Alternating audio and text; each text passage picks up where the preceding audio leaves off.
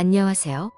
40대 초반, 30 중반이 넘는 늦은 나이에 결혼해서 아직 남편과는 신혼 느낌으로 살고 있어요.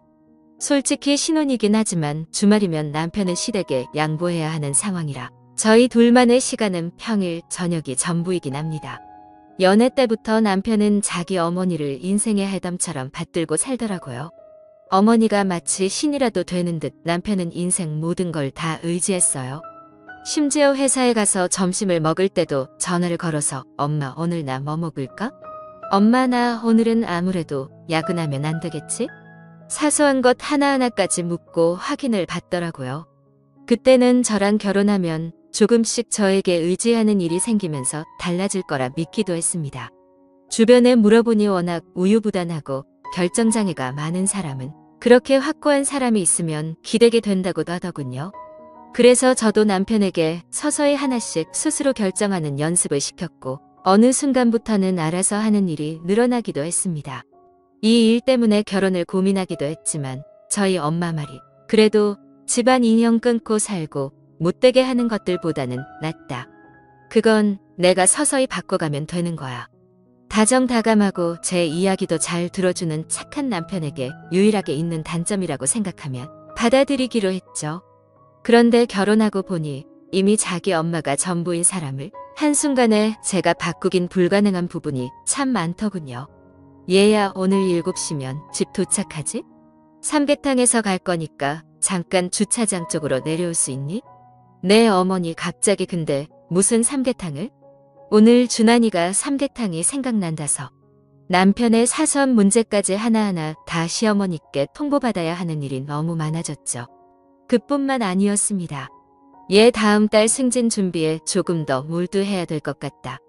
경쟁자가 없었다가 지금 비슷한 연차 동기가 생겼다니까? 회사 일에 더 집중할 수 있게 너도 열심히 도와줘라.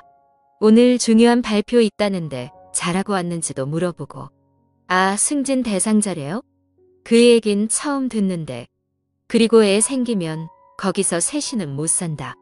저번 주말에 집 보고 왔으니까 너도 준환이한테 사진 받아서 보고 나한테 이야기해줘. 아무래도 바쁘게 회사 다니는 둘이 보는 것보단 내가 낮에 다니는 게 낫지. 집까지 보러 다니셨어요? 저희 이사할 집을 언제요? 몇 주째 지금 보고 있어. 사진 받아서 보고 말해줘. 우선 알겠습니다. 물어볼게요. 먹는 것부터 사는 문제까지 이런 일로 잦은 싸움도 정말 많아졌고 그때마다 시어머니가 눈치채고 저에게 전화를 걸어서 풀어주려고 하는 것 같은 기분도 들어서 불쾌한 마음이 더 들었어요. 남편의 사소한 문제까지 하나하나 다 시어머니께 통보받아야 하는 일이 너무 많아졌죠. 제 남편이지만 뭐를 먹는지 회사 일은 어떻게 하는지 전 듣도 보도 못한 이야기인데 시어머니는 실시간으로 다 듣고 파악하고 있는 것 같아 자존심이 상하기도 하더군요. 그런데 어느 순간부터는 긁어부수면 만들지 말잔 생각이 들었습니다. 그것 하나 때문에 싸우느니 내려놓자고 결론 내린 것 같아요. 남편은 안 봐도 쭈르륵 가서 엄마한테 상담을 했을 거고 하니 그대로 다 일러 바쳤겠죠. 싸움 후 꽃다발과 케이크를 들고 와서 휘죽거리는 것도 시어머니 짓이라는 생각이더니 그런 행동도 달갑지 않았습니다. 당신 나이가 몇 살인데 문제 있단 생각 안 들어? 나도 알아. 그런데 내가 8살 때부터 아버지 없이 엄마랑 단둘이 살았잖아. 그래서 더 끈끈한 것도 있고 고민이 하나 생기면 다음 일이 넘어가지를 않는단 말이야. 자꾸 그 일에 사로잡혀 버려서 어떻게든 넘겨야 하니까 그때마다 엄마가 해결을 해줬어. 나한텐 엄마가 유일한 가족이고 친구고 그러니까 문제 있다는 거 알긴 알아. 그럼 나하고는 왜 결혼했어? 나는 인형이야? 그렇게 말하지 마. 내가 엄마한테 상의하는 습관은 이제 고칠게. 나도 문제 있다는 건 아는데 자꾸 위기에 몰리면 엄마부터 생각이 나서 그래. 어머니가 참 잘못 키웠어, 당신을. 우리 엄마도 바꿔보라고 그랬어. 내가 노력할게. 또 엄마. 당신은 엄마가 바꿔보라고 안 했으면 그것도 생각 안 했을 거야. 스스로 왜 생각을 안 하려고 해? 정말 해볼게. 조금만 기다려주면 안 돼? 사람이 한 번에 변할 수는 없잖아. 나도 노력해볼 테니까 화내지 마. 바마보이 남편 데리고 살기 정말 지친다. 그렇게 몇 번 큰 싸움을 하고 나니 제가 포기해버리면 쉽겠다는 생각이 들었습니다. 그래서 5일은 저와 보내고 주말은 시댁에 가서 자고 오는 걸로 타협을 보게 됐어요. 그렇게 죽고 못 사는 엄마랑 충분히 시간 보내라고요. 저도 그냥 혼자 속 편하게 시간 갖고 밀린 청소도 하면 보냈죠. 정말 그러고 나니 모든 것이 편해지긴 하더군요. 늘 시어머니가 CCTV처럼 저를 보고 있는 것만 같은 기분에서도 해방된 느낌이 들었습니다. 그렇게 꿈같은 신혼과 아마보이 남편 바꾸는 일은 포기해버렸어요. 정말 남편 말대로 한순간에 사람을 바꾸는 일이 쉽지는 않더라고요. 서로 상처만 남기고 지내느니 하나를 내려놓기로 했습니다. 다시 평화를 찾고 잘 지내고 있었는데 갑자기 주말에 친정아버지가 아프다는 연락을 받았어요. 운동을 하다가 망막이 다쳐서 급히 눈 수술을 해야 하는 상황이었는데 차로 병원에라도 모시고 갈 수 있겠냐는 연락이 와서 저도 남편에게 다급히 연락을 취했습니다. 남편은 시댁 가면 워낙 연락이 없긴 했는데 이상하게 그날은 다들 밖으로 나갔는지 시댁 집 전화에 시어머니 연락까지 온갖 방법을 동원해도 받질 않더군요. 결국 전 택시를 타고 친정까지 가서 아픈 아버지를 어머니와 둘이 부축해가면서 병원까지 모시고 갔습니다. 이럴 때 사이가 있어서 든든하게 힘이 돼줬으면 얼마나 좋았을까. 시댁 가면 전화도 안 된다는 말이 엄마한테는 차마 나오지 않아서 무슨 일이 있다고만 지어내서 둘러댔습니다. 몇 시간도 아니고 다음날 되니 연락이 된 남편은 놀라서 병원까지 왔더군요. 집이 얼마나 좋으면 연락 한 통을 못 받고 부재중 전화가 20통 넘게 찍히도록 한 번을 안 보고 있는지 자기 엄마 연락은 놓치면 화장실에서도 튀어나와 받는 사람이 너무 야속하더라고요. 털끝 하나 스치기도 싫어질 정도로 위협습니다. 그리고 그날 저녁 집으로 와 저는 울먹거리면서 남편에게 이야기를 꺼냈습니다. 집에 가면 아내가 있다는 건 아예 잊어버려? 다 물어봐 누가 주말마다 시댁 가서 자고 오는 걸 허락하는지. 나 정말 당신 맞춰주려고 최선을 다하고 있어. 미안해 몰랐어. 뭐 하느라 하루 종일 연락이 안 돼? 자기 엄마 전화는 튀어나와서 어떻게든 받잖아. 나는 왜 무시해? 정말 몰랐어. 지하에 있느라고. 무슨 지하? 엄마 집 지하에서 일하고 있었어. 지하? 거긴 전화도 안 터져? 응? 정말 거긴 전화 안 터져. 자기가 몰라서 그래. 정말이야? 됐어. 그만 얘기하자. 빈정이 확 상했습니다. 심지어 시댁에 몇 번을 갔어도 지하가 있다는 건 몰랐거든요. 둘이서 전화도 안 터지는 곳에서 무슨 일을 하느라 종일 연락도 안 됐던 건지. 남편과 시어머니를 이해해 보려고 노력했지만 두 사람은 이 상황을 모두 당연하게 받아들이는 것 같더라고요. 제 이해심과 배려가 있다는 걸 눈꼽만큼도 모르고 있는 것 같아서 더 미웠습니다. 결국 남편과는 그날 후로 서로 큰 대화도 없이 지내게 됐어요. 뚝 떨어져 버린 정이 다시 생길진 모르겠으나 제게도 시간이 필요하더라고요. 그 와중에도 시댁 못 가게 될까봐 전전근근하는 꼴을 보고 있자니 기가 막혀서 제 남편이 아니라 시어머니의 분신을 억지로 가져와 잠시 맡고 있는 기분까지 들었죠. 그리고 그때 남편도 저희들 사이에 어떤 변화가 있어야 된다고 생각했던지 둘만의 저녁을 보내려고 노력하기 시작하더라고요. 저도 어쩌면 아이를 갖는 게 남편이 더 아버지로서 책임감을 갖고 가정에 충실할 수 있는 계기가 될 거라는 마지막 희망을 품어봤습니다. 철부지 아들로만 살아서 그렇지 아마 아버지가 되면 느끼는 부담감이나 생각이 조금은 변할 거라 믿으면서요. 다행히 남편은 절 위해 모든 시간을 쓰기 시작했고 매주 시댁에 가던 것도 점점 줄이려고 노력하더라고요. 서로 산부인과 가서 검사도 미리 받고 날짜도 받아서 이세를 위한 계획을 착실히 준비했습니다. 남편하고 아이 이야기를 하다 보니 자연스럽게 대화도 많아지고 잘한 선택이었다는 생각이 들었어요. 그리고 남편과 둘만의 밤을 보내고 있던 날 1번 하고 3번을 먼저 하고 나중에 4번으로 응? 무슨 말이야? 아무것도 아니야. 신경 쓰지 마. 하나 둘 셋 열둘 열셋 당신 자꾸 무슨 숫자를 세는 거야? 아니 그냥 이렇게 숫자 세면 집중이 더 잘 되는 것 같아서 이렇게 해야지 집중이 된다고? 갑자기 왜 그러는 거야? 무시하려고 노력했지만 남편과 밤을 보낼 때마다 자꾸 혼자 읊조리는 게 거슬리더라고요. 그리고 시어머니도 저희 이세 계획을 듣고 축하 연락이 오더니 갑자기 제게 이번 주에는 정한이 한번 들으라고 해. 저도 어머니 뵌지 너무 된 것 같은데 같이 갈게요.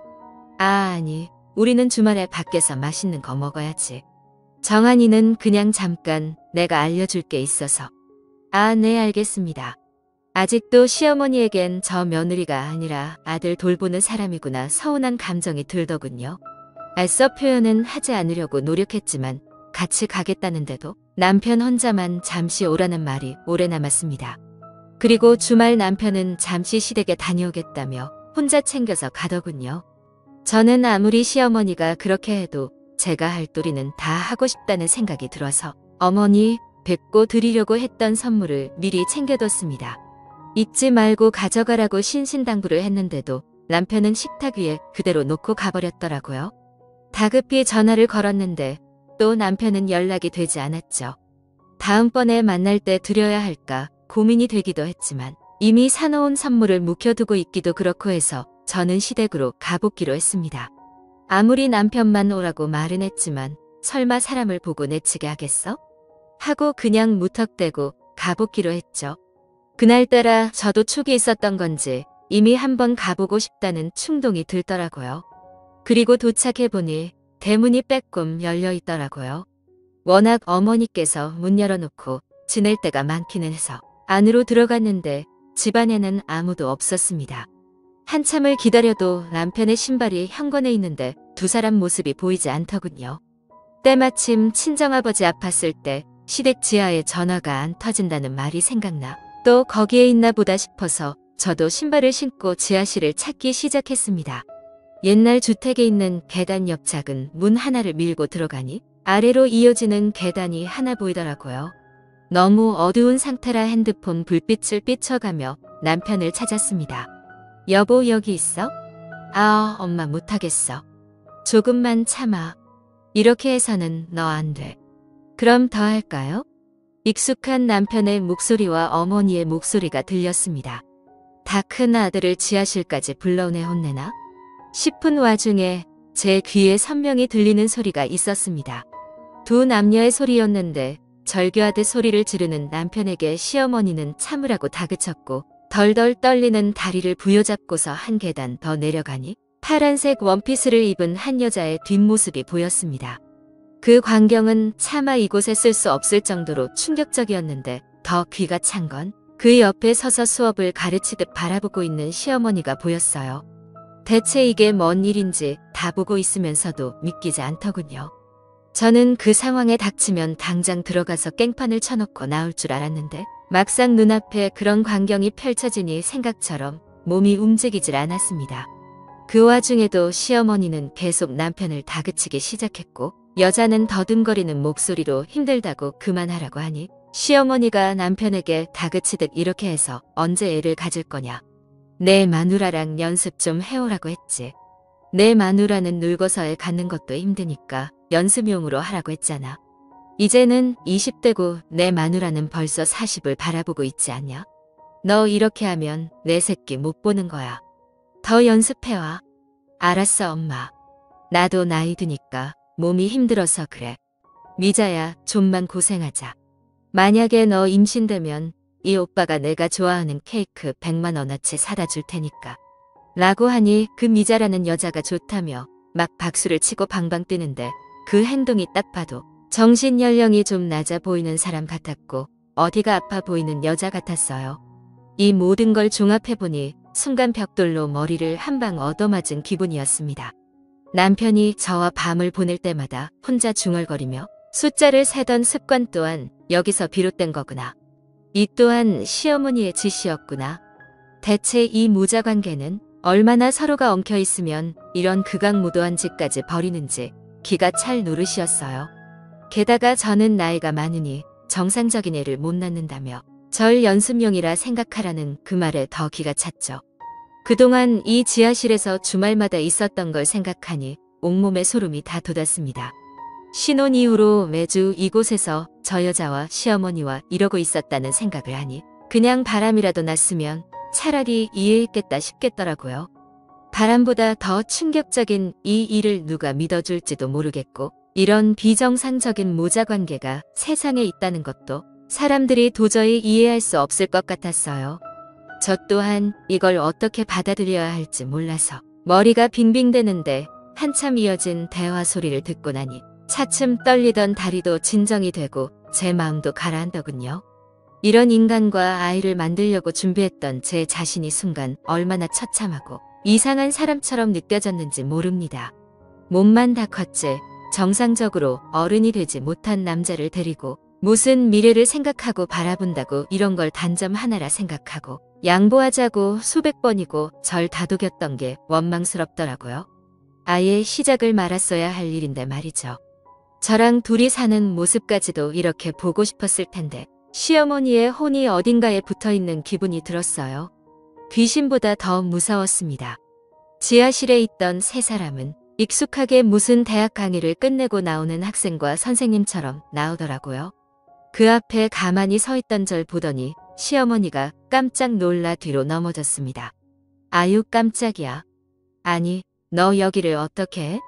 언제부터? 여보 여기 언제부터 있었어? 처음부터 다 보고 다 듣고 있었어. 아니 내가 설명하기에 오해가 있어. 아니 어머니 이 사람에게 들을게요. 왜 이런 일까지도 어머니한테 설명을 들어야 하는지 잘 모르겠네요. 대체 이럴 거면 왜 저랑 결혼시키셨어요? 저는 뭐 사람들 앞에 아내로서 보여주는 용빈 껍데기예요? 아니 그런 게 아니다. 나는 얘가 너무 부족한 게 많아서 혹시라도 남자 구실 못하고 애가 안 생길까 걱정됐다. 그래서 이렇게 어디 아픈 여자 데리고 일일이 보고 있는 게 이게 말이 되는 일이라 생각하세요? 어머니한테는 이 사람 몇 살로 보이세요? 아직도 3살쯤 되는 애로 보이시고 이런 짓을 꾸며요? 이게 정상적인 인간이 할 짓이냐고요? 제가 어디 가서 말하면 다들 저더러 미쳤다고 할 일이에요. 지금 이게 아니 내 뱃속으로 난 내 자식이다.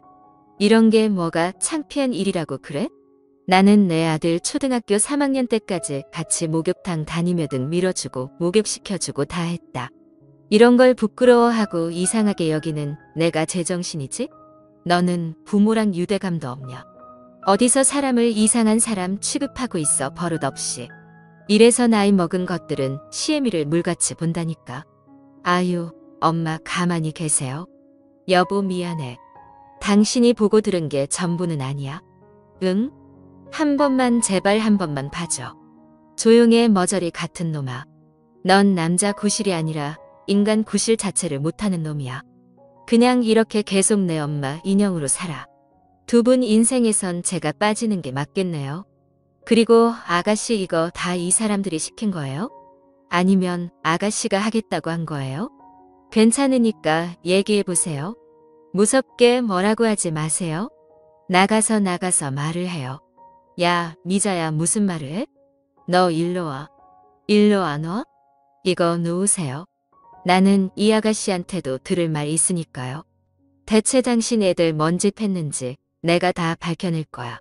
여보 내가 잘못했어. 정말 다신 안 그럴게. 엄마하고도 연락 안 하고 살게. 그럼 되지? 한 번만 봐줘. 이거 나 바보 같은 새끼야. 너 같은 놈한테서 내가 애를 가져보겠다고 생각한 내가 이상한 사람이지. 놓으라고 더럽게. 야 이놈아. 이 기집애가 뭐길래 나랑 연락을 안 한다 그래? 이런 싹수나란 기집애 그냥 갖다 버려라. 미자 너는 일로 안 와? 내가 우리한테 처먹은 게 얼만데? 라는데 저는 그 길로 그 아가씨 데리고 나와 자초지종을 듣게 되었어요. 알고 보니 그 아가씨는 정신적으로 조금 모자란 사람이었는데 원래 시어머니 집 지하실에서 본인 아버지랑 같이 새를 들어 살았대요. 그런데 아버지는 도망간 지 오래되었고 그 후로는 집주인인 시어머니가 그 아가씨를 돌봐주었다는데 완전히 시어머니의 종으로 살았더라고요. 시어머니께서 얼세 대신 몸으로 때우라며 말도 안 되는 일을 시키고 나쁜 일까지 시켰다는데 저는 이 아가씨를 데리고 나와 경찰서로 가 이 모든 일에 대해 신고를 하였고 동시에 이혼 준비도 시작했어요. 곧바로 미자 씨에 대한 수사는 시작이 되어 시어머니와 남편 놈은 경찰서로 조사를 받으러 다녔고 거기에 저와의 이혼으로 법원까지 들락날락하는 신세가 되었죠. 역시나 남편 놈은 법원까지도 혼자 오질 않더라고요. 심지어 변호사까지 고용했는데도 시모는 조정하는데 자기도 같이 들어가야겠다고 말도 안 되는 소리를 짓거리더라고요. 이혼 준비를 하는 과정까지도 저는 제 남편이 아닌 시어머니의 탈을 쓴 껍데기와 살았다고밖에 생각이 안 들었습니다. 모든 상황에 시어머니가 나서서 이혼까지 처리를 해주니 말이죠. 저는 그런 시어머니에게 세상 구경 많이 해두시고 당신 아들놈이랑도 딱 붙어 있으세요. 당신 곧 있으면 징역형 살 테니까 아들 얼굴도 못 보게 생겼잖아? 라고 했네요. 그렇게 전 짧은 결혼 생활로 이혼 소송도 금방 마무리가 됐는데 재산 분할은 할 것도 없어 2,800만 원 되는 위자료만 받아왔어요. 물론 이 돈으로 제 상처를 치유받을 순 없지만 그렇게라도 남편놈에게 죄값을 물고 싶었어요. 그리고 미자 씨에 대한 사건은 아주 무거운 범죄로 판명이나 시모랑 남편놈 둘 다 형사소송을 받게 되었는데 둘 다 1년 7개월이란 징역형을 선고받게 되었어요. 제가 미자 씨에게 무슨 도움이 될 수 있을까 하다가 이곳저곳 알아본 결과 다행히 미자 씨도 인권협회 분들의 도움으로 소송을 잘 마무리할 수 있었어요. 소송이 끝난 뒤 미자 씨는 제게 더듬거리는 말로 언니가 나를 살렸다고 고맙다며 제 손을 잡아주는데 살면서 이런 경험을 또 해볼까 싶었어요. 제 주변의 모든 사람은 단순히 성격 차이로 저희가 이혼을 했는지 알아요. 아직까지도요? 차마 이 믿을 수 없는 그날의 일을 말하기도 그렇고 말한다 한들 누가 이걸 믿어줄지도 모르겠어서 내내 망설여지더라고요. 그리고 이 일을 제가 입 밖으로 꺼내기까진 마음의 준비가 되지 않았던 건지도 모르겠어요. 이제야 한 1년여 시간이 흐르니 여기에다 글을 쓸 수 있게 됐네요. 그나마 좀 아물었다고 생각해도 될까요? 그 인권과 짧게나마 신혼이라 보낸 시간이 제 인생에서 가장 헛되게 보낸 시절이었던 것 같다는 생각이 들어 그게 아쉽습니다. 하지만 언제까지 껍데기를 껴안고 남편으로 아버지 역할까지 주면서 살 순 없잖아요. 혹시 저처럼 배우자가 될 사람이 부모님의 껍데기로 살아가고 있는 분이 있다면 꼭 결혼까지는 진지하게 생각해 보셨으면 좋겠어요. 저도 절 만나면 달라질 거라 생각했지만 그건 절대로 변하는 게 아니었고 더 심각한 상황까지 오니까요. 제 긴 이야기 들어주셔서 감사하고요. 다들 하시는 일마다 잘 되시고 행복하시길 바라겠습니다.